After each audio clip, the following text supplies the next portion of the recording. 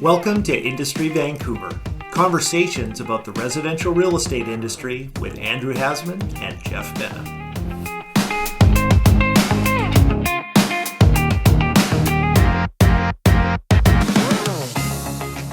Hey bud, how are you? I'm doing fantastic. I don't see you. I see Oh, the city skyline. There you are. what are you Hey, gonna but haircut? and you're back in Full beard. full beard. I'm going today to get my summer haircut, and I think I'm probably going to get the beard off as well. I just think it would be just getting too hot, right? A little itchy. Oh yeah. Yeah, yeah. And then you have that Montreal smoked meat sandwich, and part of it gets stuck in your beard, and you don't know about it. And you're sat in front of an appointment, and you got a piece of meat hanging off your chin or mustard. Big spot of mustard on my tie. Buddy, it's good to see you. Mm. I am loving this weather, but I'll tell you the thing I am most excited about right now. I know you're gonna say. Go ahead. Oakridge. Yeah, yeah, yeah. Are you going to be one of the first to get the go through the gate today, or are you going to hold off a day or two? So actually, the team is taking me for my birthday lunch next week. Oh, okay. You going today or next week? Next week. Yeah, Oh, yeah, okay. yeah, yeah. Okay. So we're gonna go and we're gonna check it out midweek and hit all the stuff. I know I was blown away at the stuff that's in that restaurant. Like there's I can go to Feeney's. I don't know what I'm more excited about that. I get a good Feeney's burger or Mellow Donuts. Like there's so much going on there. Yeah, no, it looks fantastic. We were talking about going. I'm going to wait a couple of days. I think till the chaos subsides. I think it'll be just a bit of a gong show the first couple of days, right? I think so Although, too. I mean, the weather's nice, but probably this weekend it'll be crazy or tomorrow onwards because the weather's going to go a bit sideways. So it'll be good sort of indoor shopping mall weather tomorrow Yeah. through Saturday, right? Now, are the stores open? I think some of them are. I think Okay. just some. Yeah. Jill and I were talking. We're thinking like, who's going to be the big anchor store in there? Because the bay's long gone. Yes. There's no talk of who the big. Maybe there isn't a big anchor. I know there's a big sporting goods store called Sporting Life, which I'm Oh, kind of excited to see. But yeah, good. is there an anchor store? I don't know. I know Safeways is going back in. I'm excited. And then what are we thinking? Is it 6 months before we get the office up and running? 8 months? The latest I've heard is that we're going to be back in there in October, and I'm actually super jazzed about that too. I tell you what I'm really excited about is, I love this new activewear that I've been wearing. The brand is Viore. Have you heard of Oh it? yeah. Yeah. And there's all the nice malls in the States have the stores. I don't know if there's any stores up here yet, but you can buy it in Hills and you can get it in the running room. They have a very small selection, but I just love the activewear. It's so comfortable. And I Oh, believe there's one opening up at the mall. I think there is, and you can buy online as well. Yeah, yeah, yeah. But it's kind of fun to go into the in-store experience, right? Oh my gosh. Yeah, right. Andrew, I was shocked at how excited I have become. And and I was thinking like for 25 years, we spent all that time at Oakridge in the office. And then now to have it be going back to Oakridge after being out of it for 7 years, great location, amazing. Seven, Like even if you just need to, after an appointment, you just want to go and walk around the mall and get a cup of coffee. just to decompress. But 7 years. I was a young man when we left Oakridge. Now I'm old. Yes, I just got my license. And wow, what a 7 years it's been. We went through COVID. We've I gone through know. a roller coaster on the Vancouver real estate market, right? Some ups, some downs, All a over lot the of place. uncertainty, a lot of craziness, right? Yeah. Time goes fast when you're having fun. It does. You know what? Talking about that. So when I was getting ready for today's podcast, I took a look at the numbers yesterday, and what I thought I was going to see was a lot more sales this year than last year. But I went back and checked year-to-date sales last year on yesterday, Yeah. and this year there was almost 17,000 sales last year. And this year, 15.5. So we're we're down. actually behind pace on the worst year ever for the number of transactions. I think that's because last year, if you remember, Jeff, January, February, maybe halfway into March was pretty good. We got off to a bit of a running start last year. Yes. And then when all the tariff craziness started to hit in late March into April, the market went into a COVID shock. It went into a tariff shock. The Yes. stock market tanked. It was like the first week in Yes. April. I remember it really well, right around my birthday. And so the market completely fell off a cliff last April. And this year, it's been sort of just stagnating the whole way through from the beginning of the year to now. And there's been some I think there's pockets of increased activity around the city. In fact, I know there is.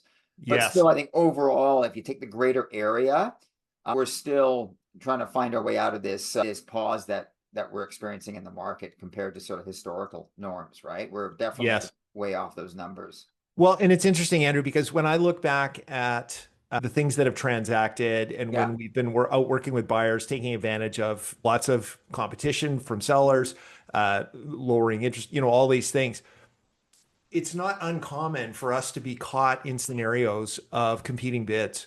Yeah, no, and it's like you're thinking, oh, great time to be buying. You can take your time and this and that, and all of a sudden, it just happened to me that this weekend on a townhouse in Point Grey. We were one of three offers, and my clients are Yeah. saying to me, Andrew, I thought it's a buyer's market. I said, well, the property we're offering on is a very unique, special property, and that's the point.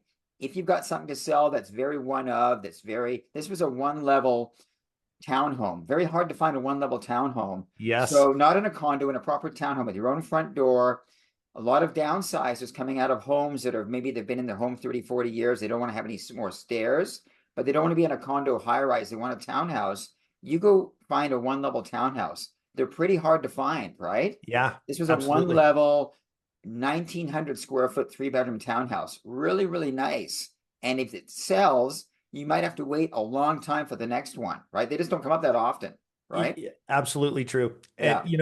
and I always think about that in terms of what's the hottest segment of the market right now. It's end user, nicely finished, well presented, and priced for action. So if you've got, even three out of four of those, you're going to have great response from the market. But if you're tired or you're overpriced or you're not in that sort like anything that's sort of investment related, it's very tough right now.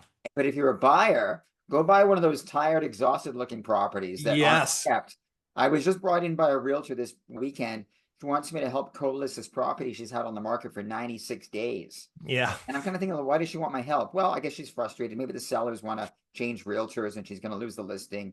So I went in to look at the property, and I could figure out what it was worth right away. And the property was about 7% overvalued. But the minute I walked up to the property, it's a 20, no, it's about a 15-year-old detached home on the west side in a great neighborhood near Yeah. Balaclava Park. Nice neighborhood. The garden's unkept. It's all the grass is now moss. All the Yeah. black railings are green from algae buildup. The Yeah. backyard is a weed patch. And the interior is original condition with really traditional. It's not my taste of furniture, and I know it's not the taste of most people out there that are buying. So it Yeah. shows really poorly. And I'm thinking, like, in a second, I could add 150,000 of value to this property if I Yeah. was given the money by the seller to do what I needed to do. But Yeah. it's amazing how people sell themselves short. The place just didn't show well.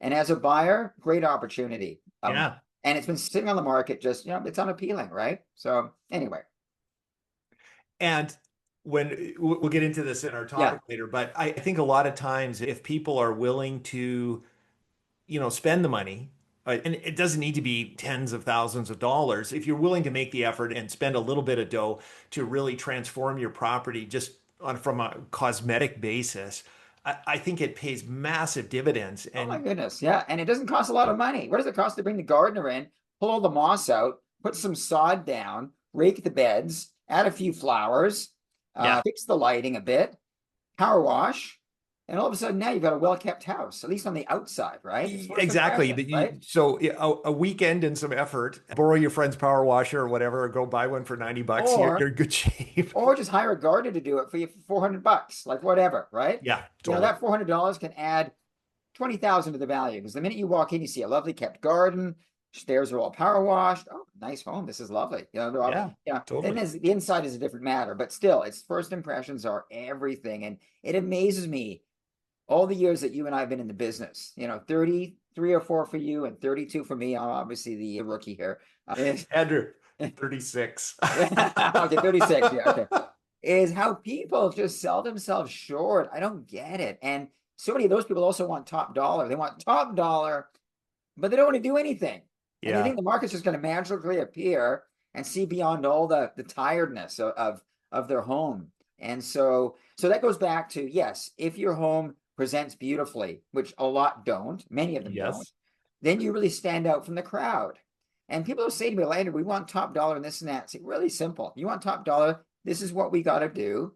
Jeff, you and I have been in the business for 3 decades. It's not rocket science. It's pretty simple stuff. You Yes. know, it's fixing the gardens up and power washing, and on the inside, fixing all the cracks and all this and that. And it's amazing how it makes your properties stand out so much Yes. more from the mass majority that don't do that kind of thing. They're lazy, right? So anyway, we're Good ranting. chance for our standard disclaimers. We are ranting. Go ahead. We want to offer relevant, actionable information. That said, this is not investment advice, and we're better realtors than accountants, lawyers, and financial advisors. Full disclosure, we are owners of Vancouver real estate. We like it when prices go up, and we make a fee when we help you. Also, if you're enjoying this, forward to a friend. And shameless plug, yes, if you're a realtor out there and a listener, thank you for listening. And if you need some help with a property, we're happy to come on board with you. Our phones are ready and waiting. That's right. You know what? It's all about how much joy do we get out of selling someone's property and getting them top dollar Yeah. and having them just blown away by the outcome. I mean, that is what makes our business so fulfilling and so enjoyable, is to see the Yeah. smile on our client's face when we're selling a property. They achieve such an amazing outcome, and we can help our clients do that. But sometimes they have to listen, and there's a bit of effort involved. And a lot of times it's not a big deal to get to that stage. And so many people just don't make that extra effort. They think that they can list top dollar and not do any preparation, and then they become frustrated, Yes. right? We thought today would be a good idea to have a fun list of 20 questions that you and I hear all the time from our clients, and then sort of go back and talk about each one of those. It's a virtual FAQ. Yeah, and again, if you're a seller, maybe you haven't sold your home or sold a property in 25 years.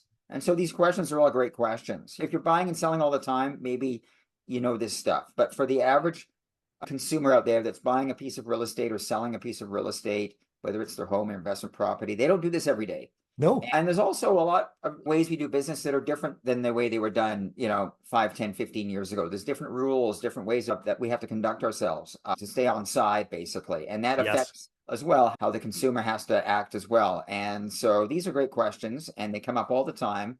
So we've got these 20 questions. Jeff, I'm going to let you lead off. Some of these are really basic and simple, but some require a bit of discussion.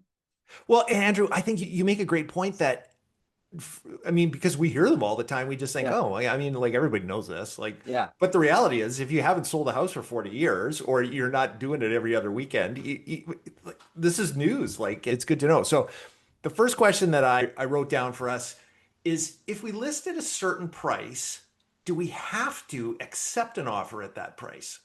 This is from the question of if you're marketing a home aggressively and you put it on at a price that's going to get action, and maybe you're hoping to see some competing bids if the market will bear that out. But if you come on at a price, do you have to accept an offer if you get an offer at that price?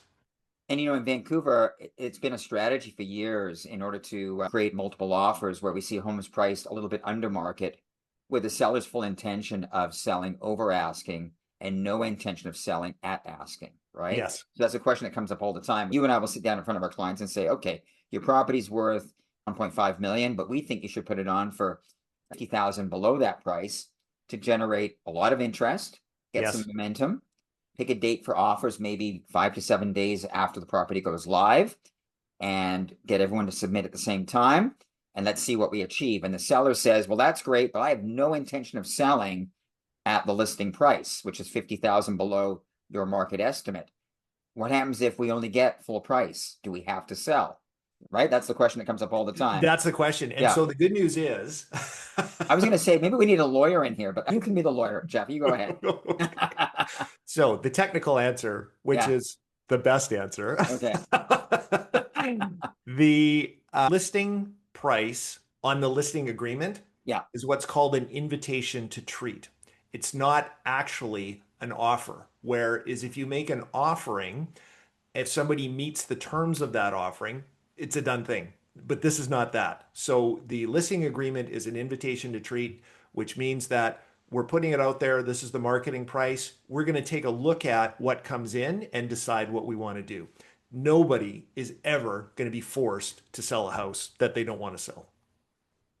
And so at the same thing, I guess, Lisa, the next question is, if we get a full price offer and we don't accept it, do we have to pay the commission? So again, the short answer, no. And the reason for that is the terms of the listing agreement, as I understand it, is if someone brought you an unconditional offer at your full asking price with all the terms, dates, and included items a match for what was written in that listing agreement, then you might be liable to pay a real estate fee. But when we're putting that out there, we always put the dates as to be arranged. The inclusions Yeah. are, whatever they're going to be negotiated. And if it's not, There's always something in the offer that you can counter and say, no, that's not acceptable. And I'm sure you'll exactly, attest, in my 32 years and you're 36, you're the veteran here. No one that I know has ever been forced to pay a commission when they got a full price offer. no, No. no, not in 36 years. Yeah. And just like the same thing as well, no one's been forced to accept an offer where the offer was, the listing price was set low to generate above asking price. So if an offer came in at full asking, again, same thing. No one was forced to pay a commission, and no one was ever forced to sell. It's an invitation to treat, and it's a strategy that a lot of realtors continue to use. Yeah. Not so much in this market, but still we do see it. And again, many times it works. You end up with multiple offers, it goes over. But it's a strategy that is very, case specific, depending on the type of property and location and market environment, market conditions. Yeah. And if you're in a very liquid type of property, like a nice 2 bedroom with a view, well Yeah. presented, vacant, immediate possession, and that sort of thing, that there's a lot of people looking for a nice character house, starter home for however many people want to live in it. And it's ready to go. And like there's nothing strange or weird about it. Yeah. You know what? You can still do that strategy. And even, like I said, even in this market now, we're still seeing competing offers on those kinds of things because there's Yes. just not a lot of them out there. Yeah. We went to see a gorgeous house in the Grandview area last week with some clients. Really very well presented, beautifully renovated, legal basement suite, south backyard, close to a park, quiet street, lots of great homes around it, beautiful trees.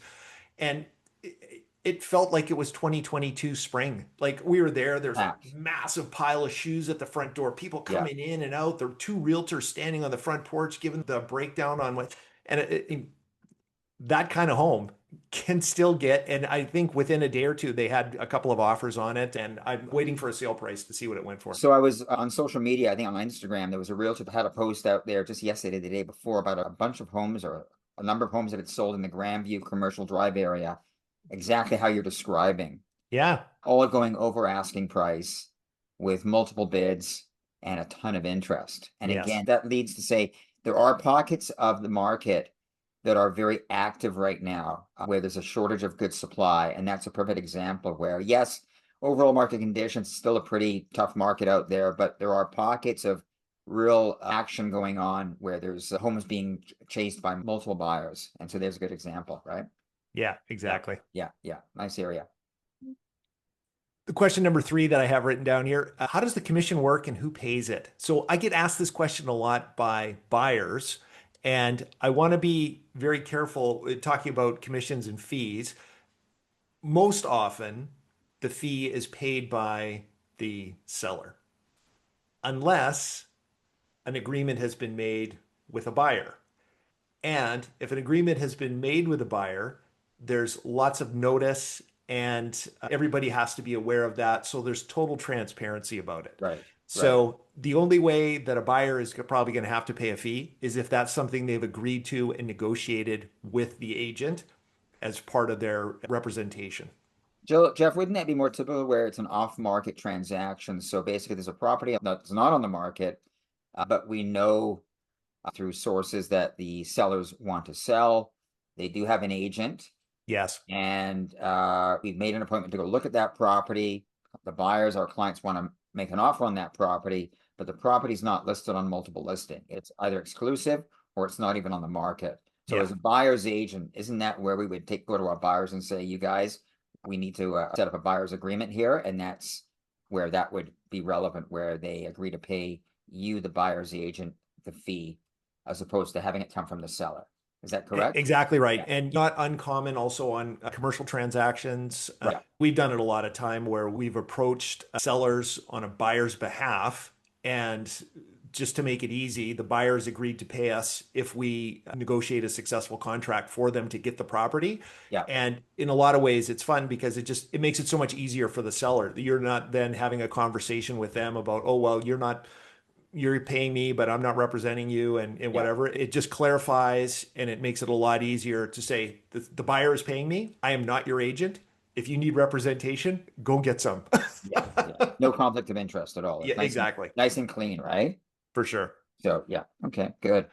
What's the next one we got here?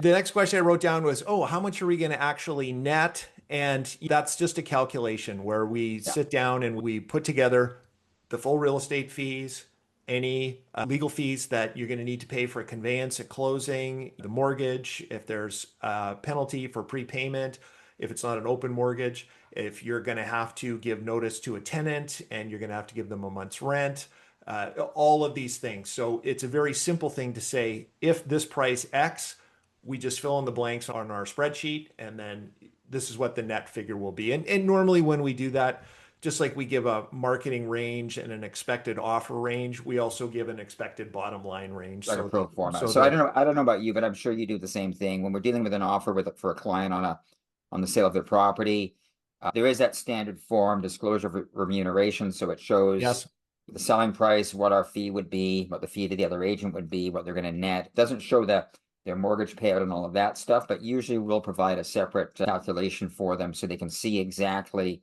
what their takeaway is after all their fees, mortgage, and etc. Part exactly. of our service, and I'm sure you do the same thing, right? Yeah, Yeah, totally. yeah, good, good. All right, Uh, we got on there. Number five, Andrew, should we sell now or wait? You got to sell now. I mean, look, there's never been a market like right now. This is it. No, but in all serious, what I say to my clients is, look, the right time to sell is when it's right for you. You've Yes, got something going on in your life. There's something motivating you to be considering to sell or buy, and that's why we're having this conversation in the first place. And it's very difficult to time the market, so you really have to do it what lines with what's going on in your life.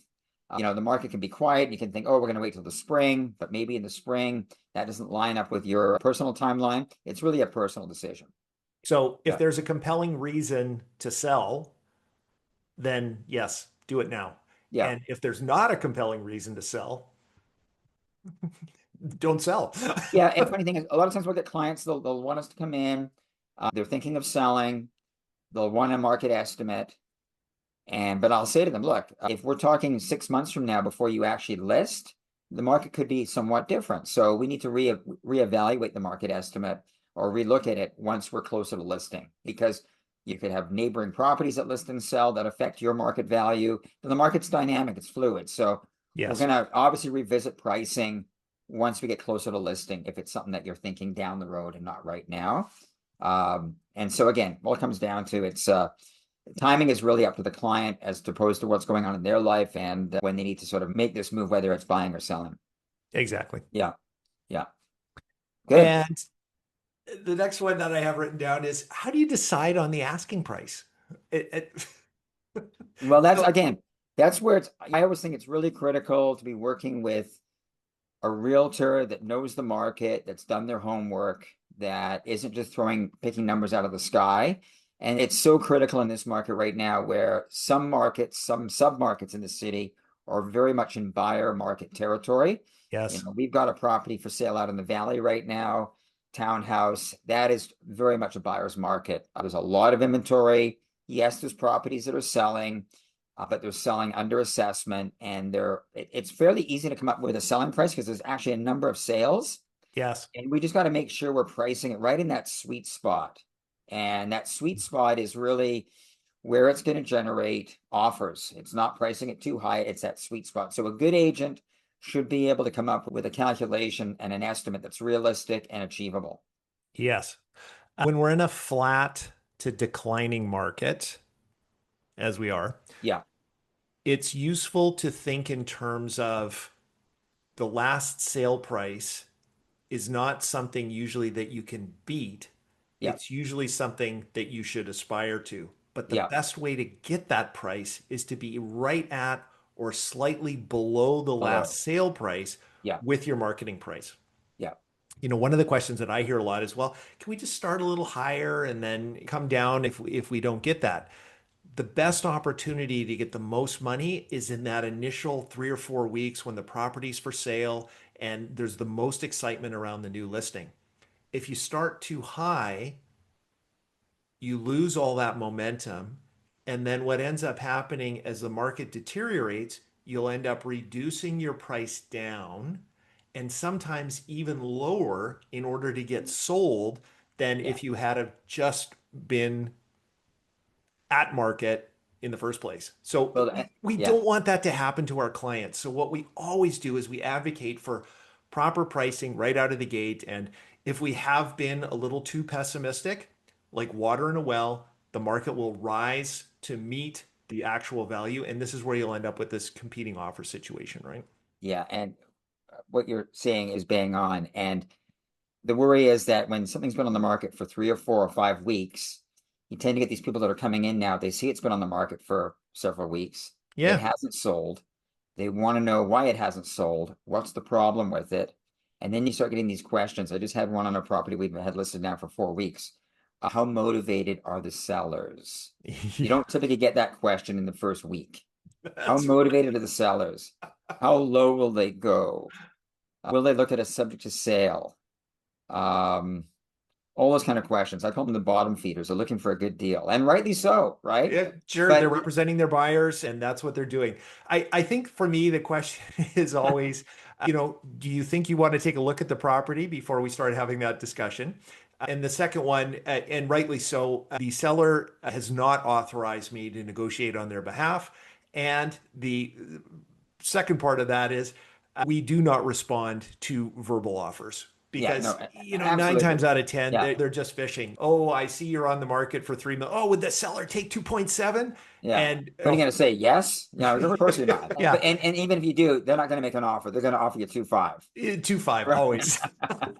But Yes. the point is, you lose your leverage as a seller in this market where the submarkets right now are very soft, and there's lots of them in Vancouver. Yeah. You lose your leverage very quickly if you don't sell in the first couple of weeks. Yeah. And all of a sudden now advantage goes to the buyer. So Yes. you really want to price it correctly. You want to look at what's been sold, like you said. If something's sold in March for X price and we're now in May, probably the market's come down a bit further in many markets. And if Yeah. it has come down further, I guarantee you there's a lot more comparable properties on the market today than there were back in March. So you've got Yes. more competition, which again means that probably the market's lower. So it's really understanding the market, pricing at that sweet spot. And that sweet spot is where you're going to get offers and get serious interest as opposed to people kicking tires. And Yeah. the most convenience, the quickest sale, and ultimately the absolute most dollars in your pocket. It does take a little bit of courage and it does take a little bit of know-how, but that's why you're hiring us, right? Yeah. And like you said, if you've priced something under the market tends to Yeah. react pretty quickly. The market can recognize a good deal very quick. And if there's 4 or 5 motivated buyers out there for a certain type of property in a certain area at a given time, they'll magnate to that property pretty quickly. It's the Oh, power of MLS and the power of social media today is unbelievable how it can attract attention instantaneously, yes, right? Do you remember when the absolutely. market was going gangbuster?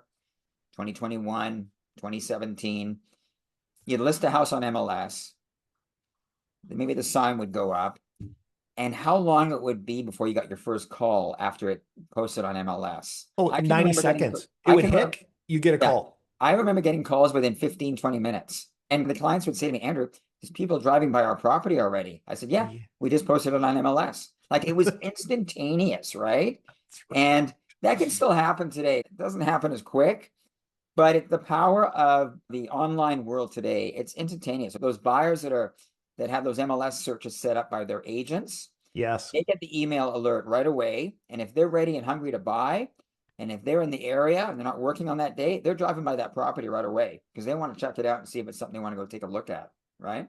absolutely. Yeah. So And you know what, Andrew, actually, you make a good point. These searches on MLS, It used to be always that we were marketing to realtors to then get their buyers excited about a property. Yeah. But what's happened with all the automated searches and with the technology changes is now it almost happens in reverse, where it comes on MLS and then it goes out to the buyers. The buyer's agents are usually the last ones to know that their buyer's actually interested in the home. And Oh yeah, so yeah, yeah, it's a very common thing where it used to be always phone all the agents that were specializing in the area, or you do a bulk email to those agents to try and get them stirred yeah. up to then go out and contact their buyers. But with the way the system works now, we can do that same excitement build, but we can go directly to the buyers who then in turn contact their agents, Their which is agents. Yeah, yeah. a much wider net and make sure you don't miss anybody, right? I'm sure you get, I get all the time. I get emails from the buyers directly. Andrew, we've seen your property on multiple listings, just hit, we're interested. We're going to have our agent contact you. Right. Constantly. Yeah, yeah, Yes. yeah. Yeah. So next question. Next question. Gotta get a last Andrew, one. we were out cleaning the garden. We were doing a little painting, getting the gutters cleaned. Our neighbor came over and said, "Hey, are you thinking about selling your house?" Yeah. Oh my gosh, I'd love to buy it for my kids, my mom, my my whatever. Yeah. So what do you do if the neighbor approaches you directly? You're about to go on the market and you think, "Oh my gosh, maybe we should just sell it to these guys." It's a great question, and it comes up all the time. Or the tenant wants to buy the property or something, right? And Yeah, so yeah, exactly. thinking of maybe just doing a deal direct. Yeah, that's fine if that's what they want to do. We always caution our clients against that because in a lot of cases, the people that are showing interest may not be qualified. They like the property. Maybe they don't know what the price is it's going to be at this point. Because they know it's not actually listed yet, they can drag their feet, Yes. knowing there's no sort of rush to do this. Maybe the seller wants to get the property on the market, get it sold. Like you said, the neighbor shows interest, but they don't have their ducks in order. They're not financially qualified. So they can drag the process out a lot. And the big thing is, again, power of MLS. When you list a property in MLS, you can find the market pretty quick. If you're Yes. selling it to your neighbor or to your tenant, how do you really know what the market is, right? Yeah. And so you're potentially leaving a lot of money on the table. You just don't know, right? So you have to be careful with that. So I mean, how do you approach it, Jeff? What's your sort of response to that? But those are some of the things I bring up with my clients. So this is the normal thing, and Yeah, each situation is very different, but each situation is also very similar. yeah, And the bottom line of the similarity is if you are going to sell to your neighbor, you just want to make sure that you net the absolute most possible. yeah, And the only way to ensure that is to expose it to the whole market on MLS. yeah, So there's ways that you can do both. And you can honor your client's wishes. Maybe they want to sell it to this person, but yeah, also you've got to protect them and look out for their interests. So yeah, it's not uncommon for a property to go on the market, but have a exemption for a particular buyer where yeah, you say, okay, we're going to list the home. We're going to come on the market at this price. We would welcome to see an offer from you. And if you do buy it, Mr. Neighbor or Mrs. Neighbor, there's not going to be any buyer's agent fee paid because you've approached them directly. yeah. So they'll get the benefit of saving some of the money, and the seller will get the peace of mind of knowing that They got the best price. they've got the most available in the market on MLS. Yeah, yeah. And that's exactly how we approach it as well. And again, it comes up more times than not, either a neighbor, sometimes it's a friend, and that can Yeah. be a little bit uncomfortable trying to negotiate with a friend such a large transaction. You know, it's not like you're selling a car, you're selling a house. It's a big transaction. Yes. Or again, the tenant. Many times it's a tenant. I find with the tenant, again, in many cases, they're just not qualified financially, so they can't do it. They've showed interest. Minute they find out the price, after they speak to their bank or whatever, they're not qualified to make the purchase anyway. But again, we approach it the same way. Yeah. And it's always the situation where, oh, yeah, well, I'd love to buy your house. How much are you Yeah. thinking about selling it for? Oh, two. Oh, well, we're kind of thinking one and a half. But think of the real estate fees you'd save. Yeah. The math doesn't work. That's Yeah. right. The math doesn't work. Okay, next question. Is this Do we question? need professional photos, Andrew? Floor plans, staging? Can we go without a sign? Do we have to have open houses? These are all good questions. And again, there's no right or wrong because it depends on the type of property you're selling, right? If you're selling an old shack that's, clearly land value and it's not inhabitable, well, you probably Yeah. don't need open houses. You probably don't need professional photos for the most part. Although maybe some great drone photography showing the Yes. overhead outline of the property, maybe using some virtual photography, AI, what the property could look like with a brand new home on it or a multiplex. So that's the Yes. thing, and that we have all that technology today. So it's very case specific again, right? Yes. If you've got a beautiful home and it presents beautifully, you're selling yourself massively short by not Yes. having proper photos. Tell the world. And yeah, and again, we see this all the time. Home comes on the market, it's actually a nice home, and the realtors come with their iPhone and taking a bunch of photos, and Blurry. they've taken them vertically, Crooked. so they're all cut off on MLS. They're all narrow photos. They're dark. They're not. In fact, I was showing a property, looking at a property yesterday out at UBC, and it's obviously the realtor's taken the photos. It's been on the market 350 days. The Yeah. photos are dark. They're all vertical. So Yeah. yeah, selling the client short. It's important to make sure that depending on the property, you market it accordingly. And photos, maybe you need staging, virtual staging. All these things should be considered in every situation. Maybe they're not always needed. What Yeah. about the open house thing? So we have a lot of clients, Andrew. We only want to do by appointment only. We don't want this to be a revolving door for the neighbors and looky-loos. We only want open houses. How do you respond to that? Okay. Yeah. Yeah. Because think about this, Jeff. In all your years, what percentage of homes sell from an open house and what sell from a qualified buyer showing by appointment? You mean for them? I think I know the answer. I know what you're going to tell, but for our listeners. Yeah. So the answer is most, but sometimes an open house for the right kind of property can be extremely advantageous. Yeah. Yeah. But for the most part, clients who are reluctant to have an open house, it's mostly because the home is incredibly special Yeah. and they just don't want a bunch of tourists coming through and saying, "Oh, wow, this is great," or, whatever else. Like I've never had a problem, touch wood, in 35 years of doing open houses with anything sort of going missing or any security issues or anything like that. But if somebody's level of comfort is such that they do not want that, then we just do it by appointment. So if you've Yeah. got a $22 million waterfront on Point Grey Road for sale, are you going to hold that as an open house? No. No. You got a $2.6 million home in Grandview Woodland, beautifully staged up. You know it's going to create a ton of interest. Yeah. I think we'd be doing an open house there, correct? You would absolutely, Yeah. but it's almost less of an open house, like where you're not sort of casting your net to try and find somebody who's going to visit mom for brunch on Sunday and driving home thinking, oh gosh, maybe we'll go buy a house this afternoon. That's not happening. What you're doing is you're trying to make it as easy as possible for the greatest number of buyers who are qualified, working with agents and ready to buy a house to get in there and see it. And then also when they're there, see a bunch of other people who are also interested in that house. If you're selling the 22 million waterfront, you don't want to do that as an open house No. because there's just not enough depth to that market that You none know, of those people want to bump into other people when they're shopping for a yeah, no, house. exactly. And so for the $2.5 million home, that's a beautifully, nicely renovated, beautifully staged up home in Grandview Woodland or wherever it might be in the west side, you do Mhm. it also out of convenience because you know you're going to get a lot of phone calls. Yeah, You know you're going to get a lot of showing requests. So why yeah, not get everyone in during a compressed period of time for the convenience of the seller and your convenience too, rather than having to go back 18 different times over the next 6 days. Get everyone in exactly. together, create some momentum, pick a day for offers, and go that route. So that's where the open houses are obviously a great idea. When you Yeah, exactly. And yeah, sign, yeah, no sign, yeah, honestly, a sign's probably better. Lets people know, easy to identify when you drive yeah, up to the home, but yeah.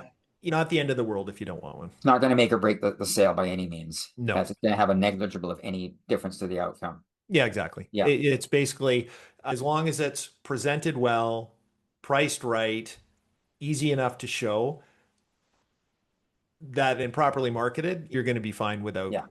any of those things. Yeah. And a lot of times the sign is not wanted because the seller's privacy, they don't want all their neighbors knowing they're going on the market, although they're going to find out quickly enough once all They'll the find out quickly enough when yeah, they see a yeah, parade of people coming in and out and the inspection van and yeah, yeah. Going to find out eventually. So there you go. Okay. What do we got next on here? should we fix this fill in the blank before we list, or should we just leave it alone? Yeah. Again, you and I have spoken about this sort of thing many a times. Yeah. Depending on what it is, it needs to be fixed. Plumbing issues, heating, mechanical issues, roof issues, all the major component issues. The roof is leaking, you got a leaky pipe, you got maybe a diverter that's not working. So anything that would have a material impact on the outcome needs to be sort of addressed, right?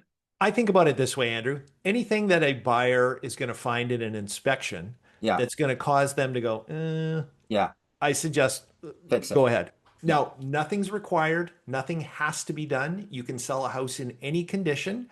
Just for the sellers, it depends on how much effort they want to put in and what their expectations are as far as realistic, pricing based on what's there.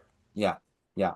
How often do you have a client, a seller, do a pre-listing inspection? They get a home inspector in before they actually list to identify some of these potential issues so they can fix them before going to the market. Do you get many sellers do You a know pre? what? I've suggested it a lot, Yeah, and it's never been something that I've had a lot of uptake on. yeah, same thing. I think it was a lot Yeah, more common too when we had 300 people through an open house on a Sunday afternoon, and you're going to look at offers on Wednesday at 3 o'clock. Oh, let's do the inspection beforehand and just make it easy for everybody. yeah, And yeah, then the other thing is when they do that inspection, then they can find out what all those little things are that are going to yeah, cause a buyer, and they can just get them fixed. yeah, yeah. Fair enough then. I mean, most of it's common sense. If you've got a leaky roof and you got a stain on the ceiling, probably Yeah. should get that resolved, right? Yeah, totally. Water stains scare people, I would think. It definitely anything with water. And, Yeah, and the other thing about that too, if you're spending 10 or 20,000 on a new roof, if you're on a 2.5, $3 million starter home, the cost to do that and put a new roof on is going to be more of a benefit than the discount if you don't. yes, So if your house is worth 2.5 million with a new roof, it's worth 50,000 less if it needs a new roof because of yeah, the unknown, because of the perceived risk, because of the the buyer's going to have hassle. to do the work themselves. Yeah, There's an overly large discount for work that needs to be done in the eyes of a buyer. So so if better you for can the seller take to get it away all done. of their reasons not to, Yeah, that's only good for a seller. yeah, yeah, makes sense. You don't have to do anything. Yeah, no, for sure. But again, you want the most money, Yes, maybe address some of these things, right? for sure. Yeah, yeah. All right. Where do you land on staging? Again, it depends on the property. If the home is already beautifully staged because the owner has beautiful furniture, why would you have it staged? Yeah, But again, if the home has nice furniture, but there's empty rooms, yeah, like a lot of times the basements are empty or second, third, fourth bedrooms are empty because the kids have moved out. Again, staging to me is important in the main principal rooms, not secondary or basement rooms or whatever. So again, yes, it's on a case by case basis. It really depends. If you've got a lovely home and the whole thing is just vacant, the sellers have moved out, might be a good idea. If the home isn't a lovely home, to stage up some of the main principal rooms, not every single room in the house, but kitchen, living room, dining room, maybe the master bedroom, accessorize the main bathrooms. If you've got a lovely outdoor patio, that's a nice patio, but just empty, maybe, and hmm it's the right time of year, spring, summer, early fall, maybe staging up that patio to make it look more inviting, also a good idea. Again, depends on the house, depends on the property. yeah. Yeah, I think the advice that I normally give is if you think staging is something that you're going to be interested in, let's get the staging consultant in there yeah, and do a walkthrough. And I find that a lot of times it's easier for the sellers to hear, oh, you know what, declutter this, take this away, do all the things that we can tell them anyways. But yeah, if they want to have that option, that's certainly something that we do and we provide. And we do this on a regular basis where they'll come in. And a lot of times there'll be some great suggestions, some great ideas, and preclude the need to go through the expense of staging because, oh, here's an idea how you can just move your couch a little bit, take that painting down, move those plants, whatever, just to make the home more presentable. Because you and I know too, when we go into a home, if you walk into a beautiful living room, but you're walking into the back of a couch, well, it doesn't feel inviting. So turn yeah, the couch and then yeah. have the flow. You're right. A lot of times they've got nice furniture, but it's not placed correctly, or they've got too much clutter around what could be a really Yeah, yeah, for perfect sure. scenario. So And removing Andrew, I'd stuff. say Yeah, this too, yeah, not that it's placed incorrectly, it's placed correctly for living, but not correctly for showing and selling. Yeah, yeah, yeah, yeah. Again, experience goes a long way because we kind of know what people get turned on by and turned off by. Yeah, for And sure. sort of just knowing how to tweak a room to make it that much more inviting and also better for photography as well. Absolutely, Right? yes. Yeah. Yeah. What do you do with an oil tank? You find one. If it's in the ground and you can't see it, just don't worry about it. No, I'm just kidding. Yeah. Well, you and I have a lot of experience with this. I just had my biggest oil tank extraction of my career earlier this year, close to $400,000 out at EBC. Yeah. Yeah. Big one. Yeah, And that's after the seller initially told me there was no oil tank. There's no tank. It's, yeah, we'd never had oil, not to worry. And I that's said, right. well, house is 1930. We probably should just get it checked. Yes. Got it checked, and there was a tank and massive contamination. So if you've got an older house, especially pre 1970, and you're unsure or you have no proof either way whether you have one or not, before we list, we bring in a qualified oil tank specialist to do a quick scan.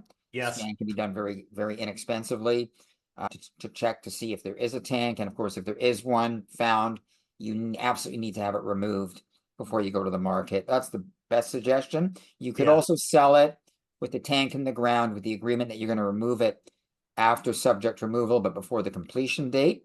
But there's Yes. issues and risks with that, and it's always recommended to get it out before you go to the market.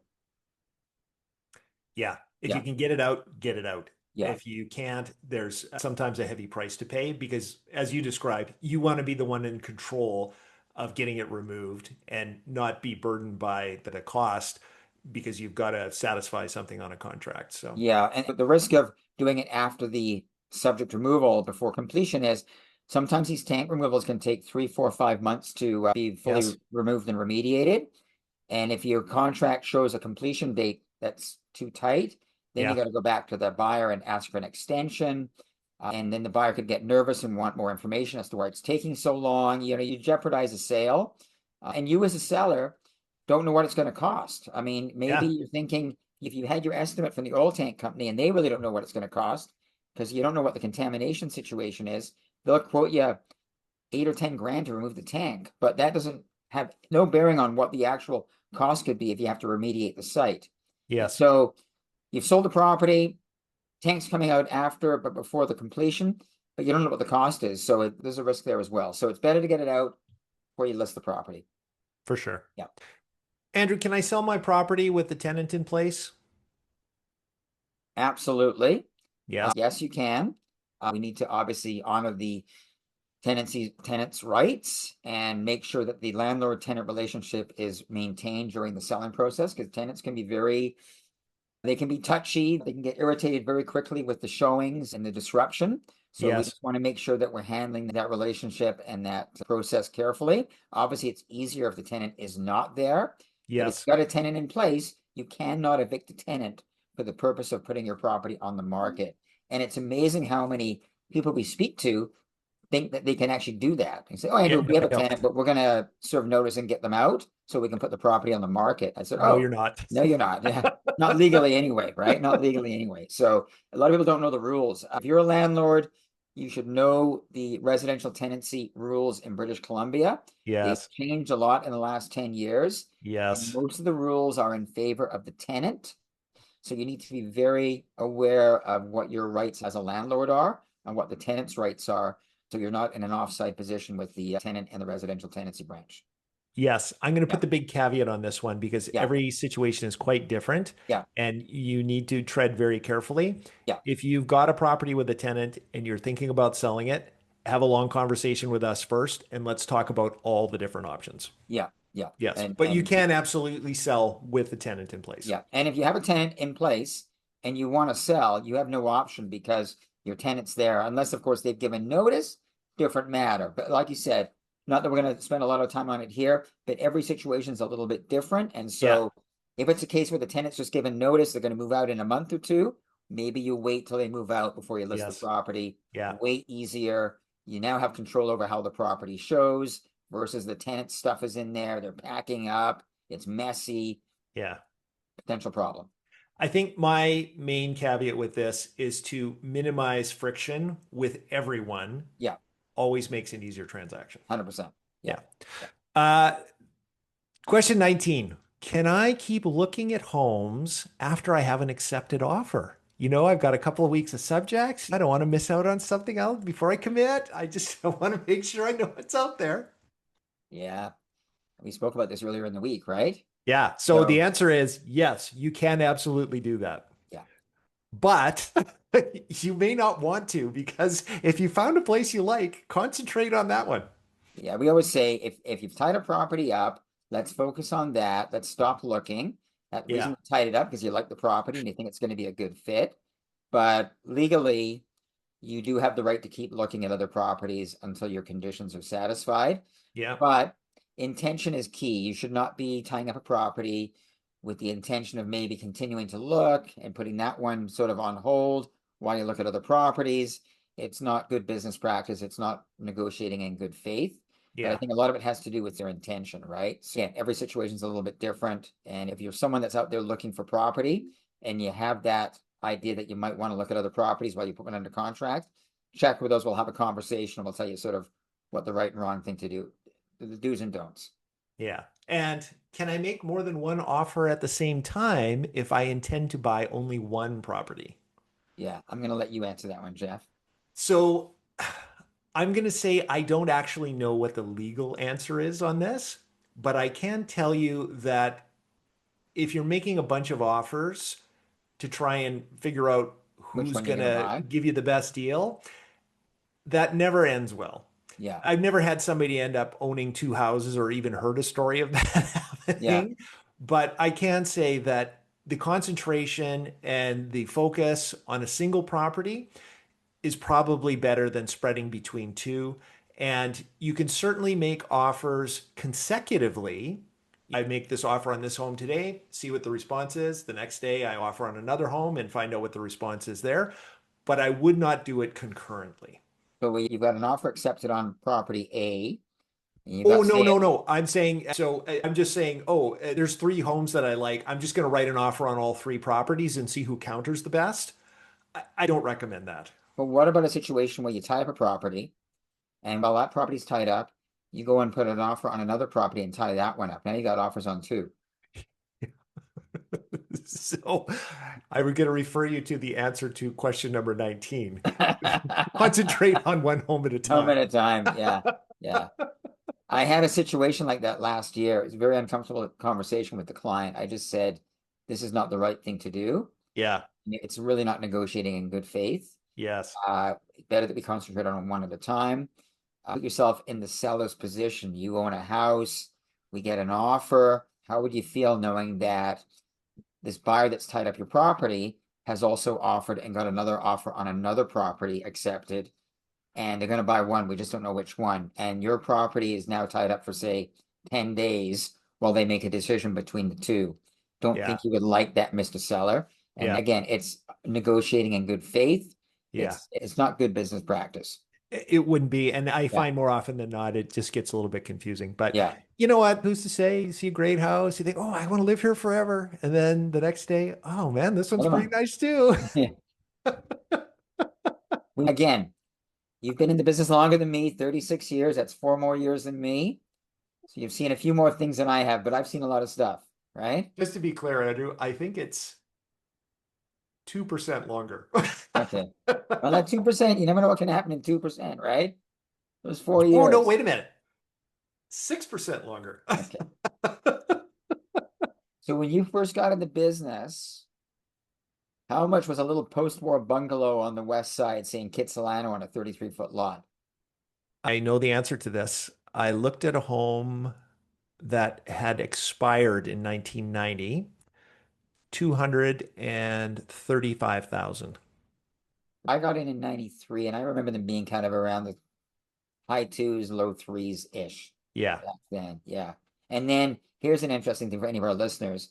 And then from like 1992 all the way to 2000, those homes really didn't change in value, did they? Like Not very much at all. they went down a bit, they went up, but there was not really any change for like 8 years. Yeah. You know what, Andrew? It's interesting. In 90, let me just think about this. 95, maybe 94.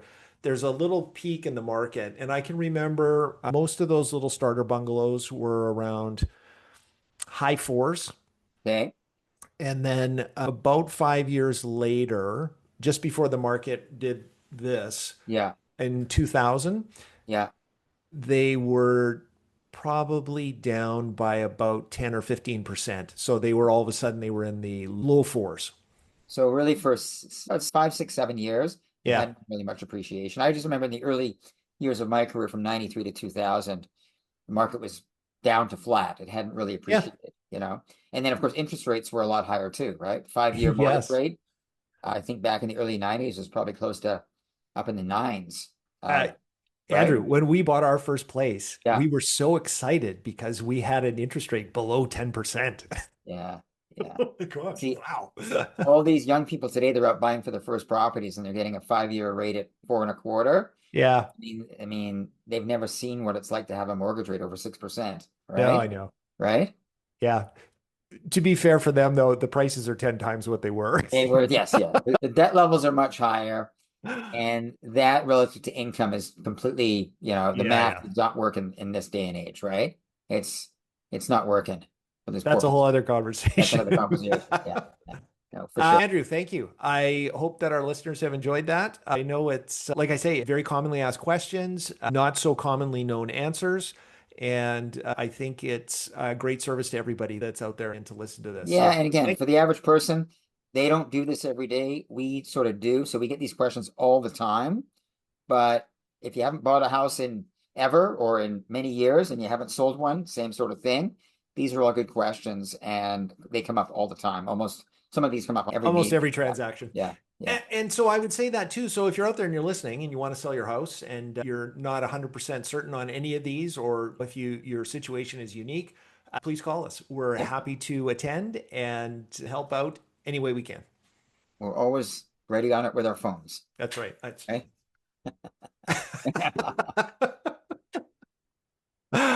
Oh, Andrew, thank you. Hey, we'll leave it at that. And we're now end of May, so pretty soon we're going to be talking about the first half of 2026. We're only about a month out. Yes. Just going to see how the numbers compare, and we'll also see Yes. how this market transitions from the spring market into a summer market, and what's in store for the summer. Stay Yes. tuned. Stay tuned. Awesome. Thanks, Andrew. Jeff, talk to you soon.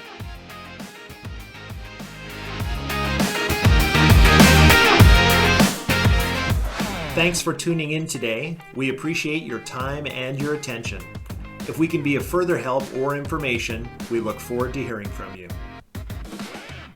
We respectfully acknowledge that we live, work, and play on the traditional territories of the Coast Salish people, including the Musqueam, Squamish, and Tsleil-Waututh nations.